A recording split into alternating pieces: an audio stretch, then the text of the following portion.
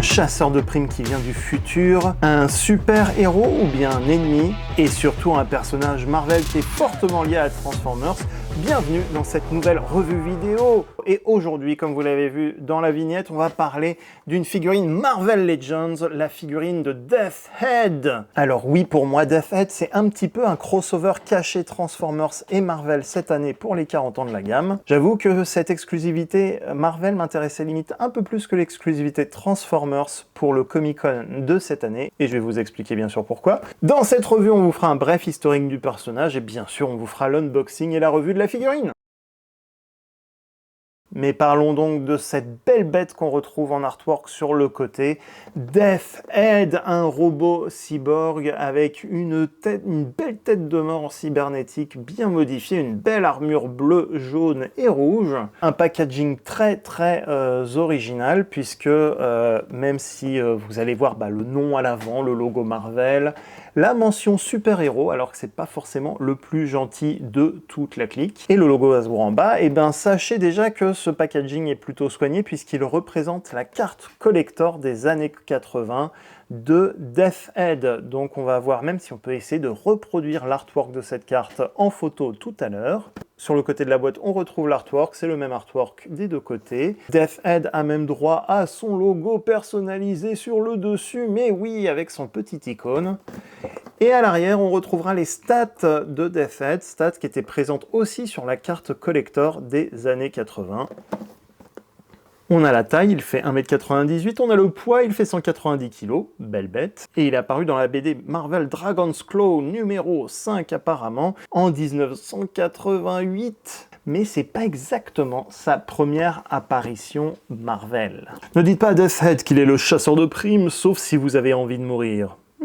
Ce gardien de la paix cyborg du futur a un arsenal à lui tout seul et il se soucie guère de qui sera sa prochaine victime, tant qu'il est payé. Alors déjà, pour comprendre les origines, sachez un petit détail important, dans les années 80, les BD Transformers étaient bel et bien faites par Marvel. Marvel, on retrouve la mention en haut ici, et on avait même droit aux BD françaises, et on a toujours la mention Marvel ici. Donc oui, les BD Transformers à l'époque étaient dans le sillon de Marvel. Il y avait les BD aux États-Unis qui ont été ensuite publiées et traduites en France.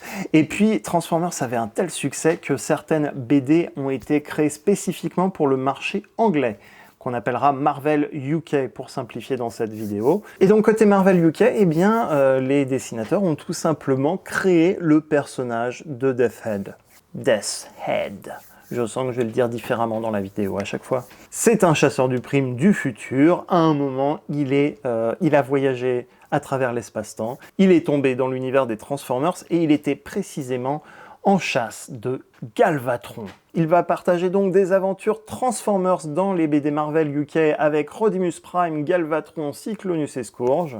Il fera même face à Shockwave avant d'être éjecté des BD Transformers et de rejoindre d'autres univers et bandes dessinées Marvel. D'ailleurs, petit fun fact, à l'époque, apparemment, quand un personnage était créé pour une BD, les droits de création du personnage appartenaient à ceux qui possédaient la licence. Donc si un nouveau personnage apparaissait dans Transformers, eh bien, il devait appartenir en termes de droits à Transformers.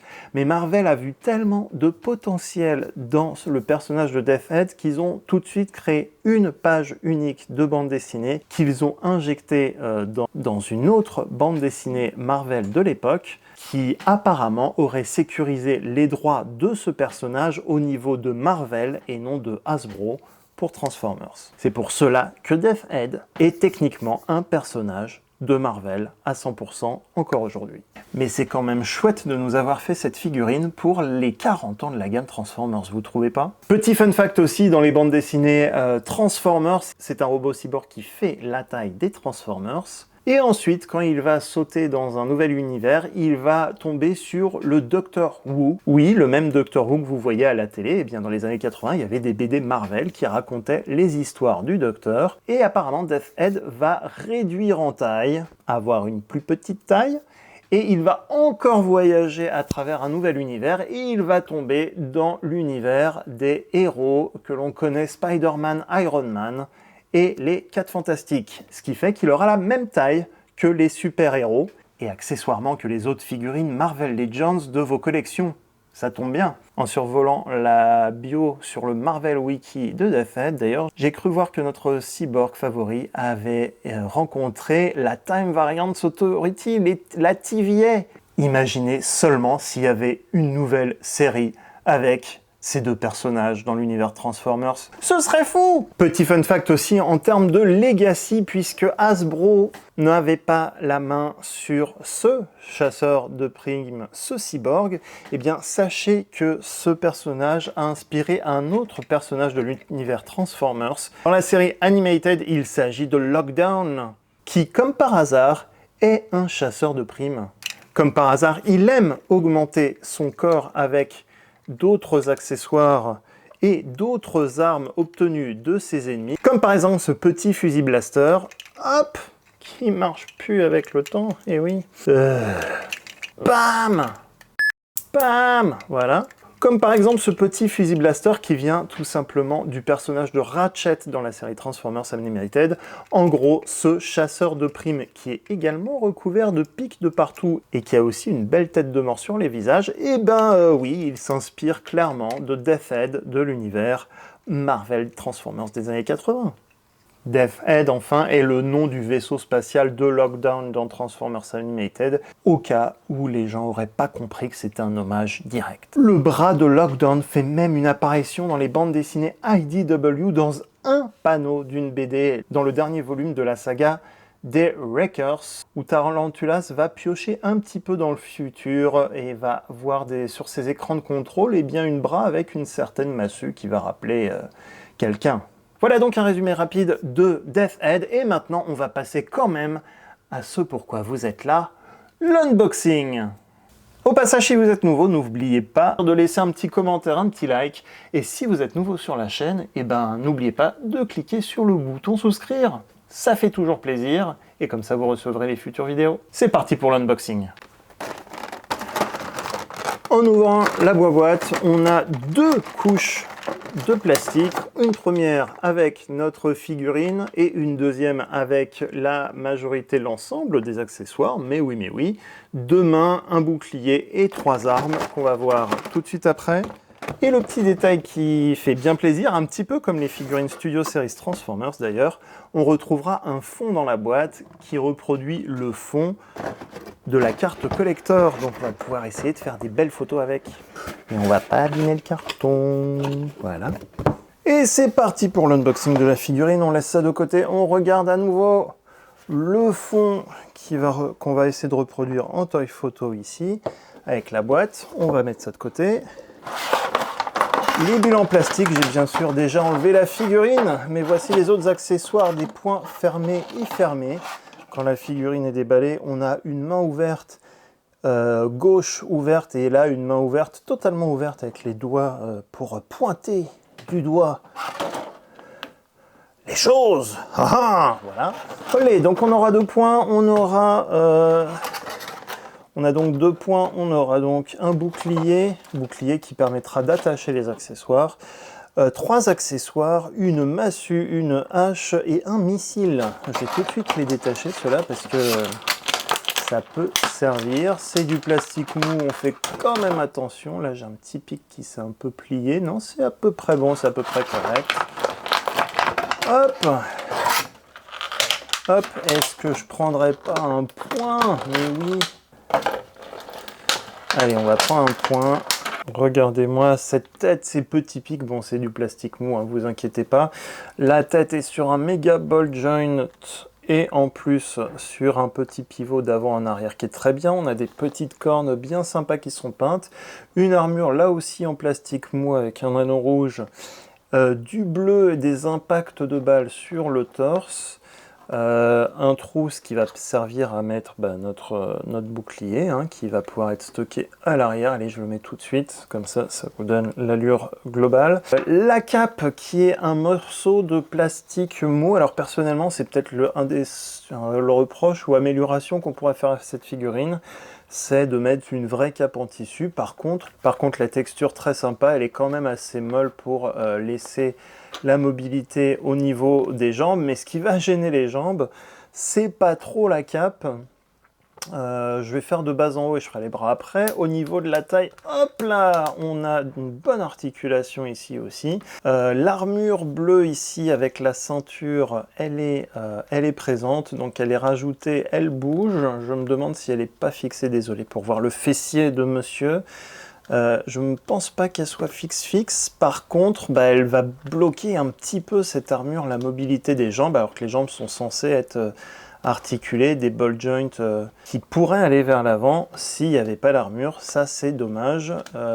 Si on tourne la tête, voilà, si on tourne la taille sur le côté, on aurait pu bouger un peu plus la jambe. Double articulation au niveau des genoux comme ceci, on le voit bien à l'image. On a la jambe, la botte à ce niveau qui est aussi sur un pivot et le pied peut aller d'avant en arrière et sur le côté on a l'articulation à la cheville, donc on va pouvoir poser correctement la figurine. Côté bras, bah, pas trop gêné là aussi. On n'a pas l'articulation papillon moderne des figurines, mais on a quand même pas mal de mobilité. Ma figurine est neuve, donc c'est un peu dur de bouger certains membres. Un seul pli au niveau du coude, mais ça me suffit pour lui. Et je crois, mais je ne suis pas sûr, que certaines pièces sont recyclées d'autres figurines, typiquement. Les parties grises sont probablement celles aussi de Colossus, une des versions de Colossus Marvel Legends. Enfin, bah, les mains, elles ont des petites articulations d'avant en arrière et elles peuvent pivoter comme ceci. Ça, c'est chouette! Allez, côté accessoires, donc on a une belle main qui est ouverte, qui tend vers quelque chose. Je suis ton père, Luc! Non, c'est pas ça, c'est pas la bonne franchise, pardon. Je regarde quand même un petit truc. Ouais, là, ah mince, il y a de la peinture jaune qui s'est collée sur le truc bleu. La cape a l'air fixée. Bon, je vous avoue, c'est une exclusivité Comic-Con, donc j'ai pas envie trop de forcer ou de tirer ici. Je pense que ces parties ont été insérées comme ça dans le dos et collées. On pourra, j'imagine, les décoller. Je ne vais pas le tenter pour cette vidéo. Désolé, pas désolé. Voilà. Qu'est-ce qu'on a, par exemple? Allez, on va enlever donc une petite mimine. Pour vous dire qu'on peut mettre, bah, par exemple, une hache pour découper du robot. Mais oui, bien sûr. Hop, on peut mettre, hop, un missile. Hop.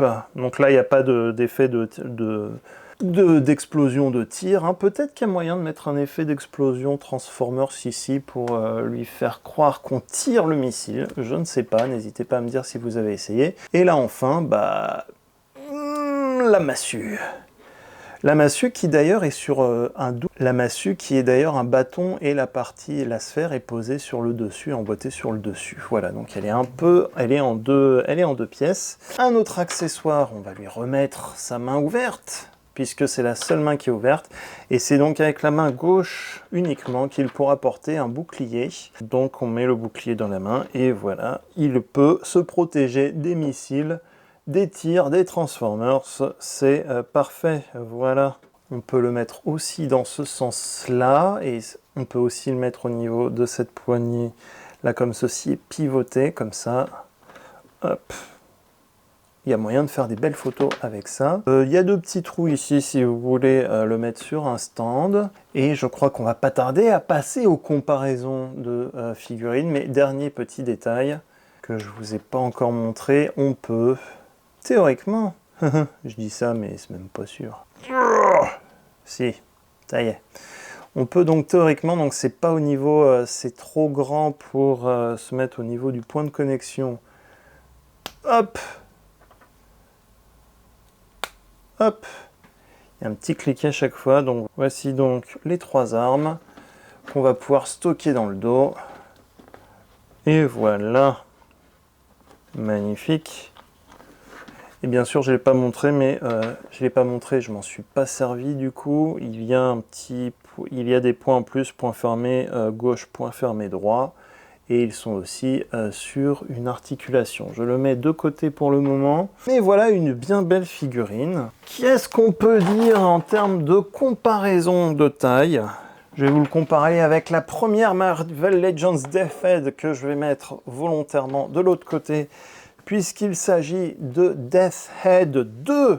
Cette figurine était une figurine présente dans une wave, dans une vague de figurines Marvel Legends des Gardiens de la Galaxie. Il s'agit d'une évolution de Death Head, ou plus précisément un cyborg appelé Minion, qui a essayé, je crois, de tuer ou d'absorber l'intelligence, l'essence de Death Head. Death Head a pris la main sur notre Minion et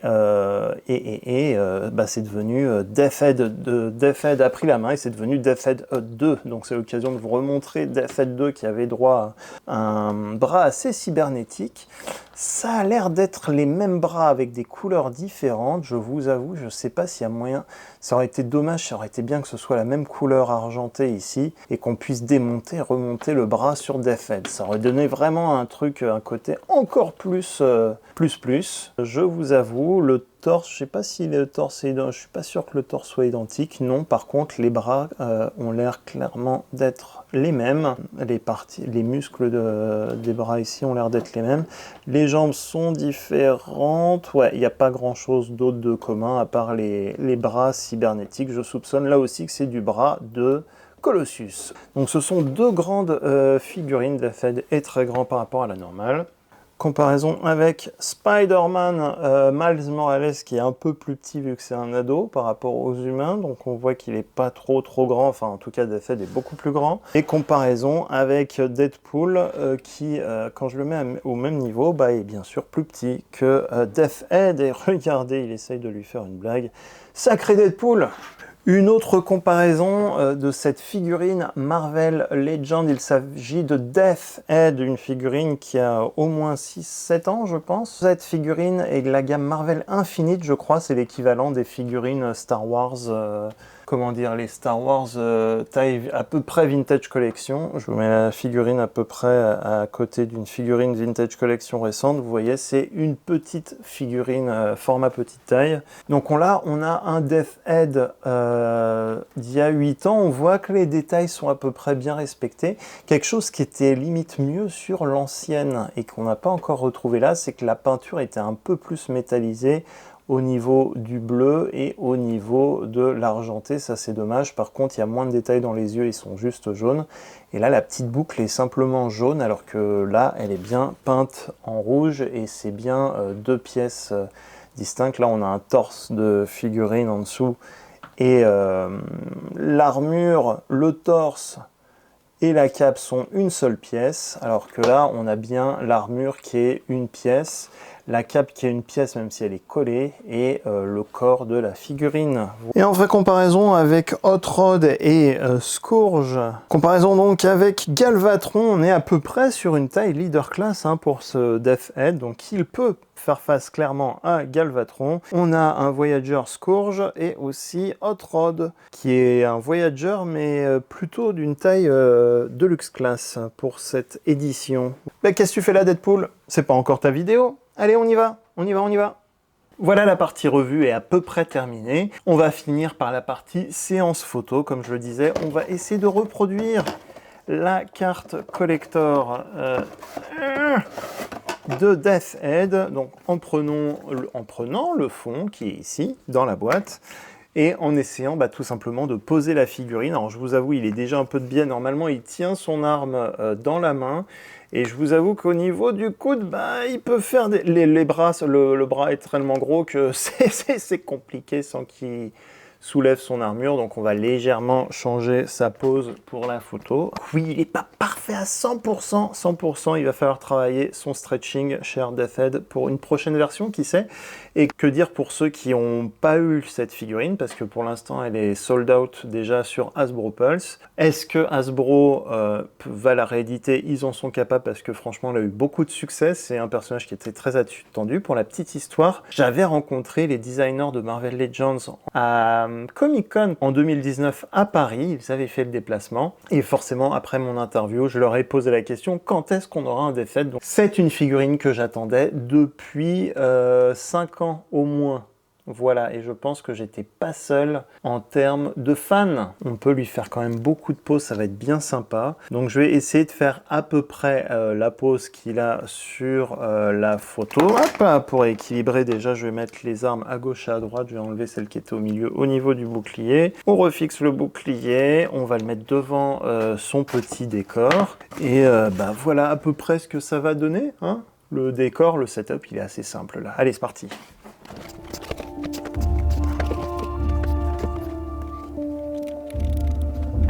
Et en plus, je vais lui donner une petite touche de violette pour pimenter un petit peu la photo.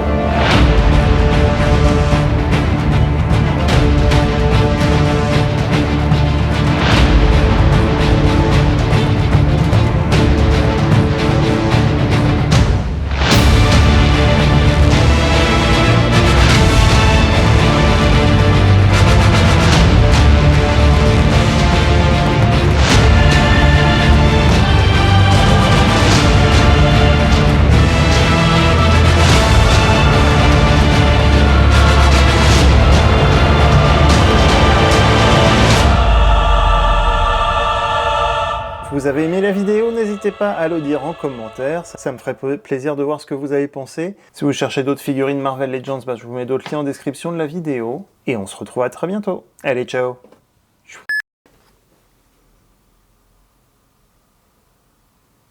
Vous savez ce qui lui manque? Une nouvelle version avec l'armure verte, comme dans les bandes dessinées Marvel Transformers. Ça sent le repeint chez Hasbro. Moi, je vous le dis. Allez, à ciao.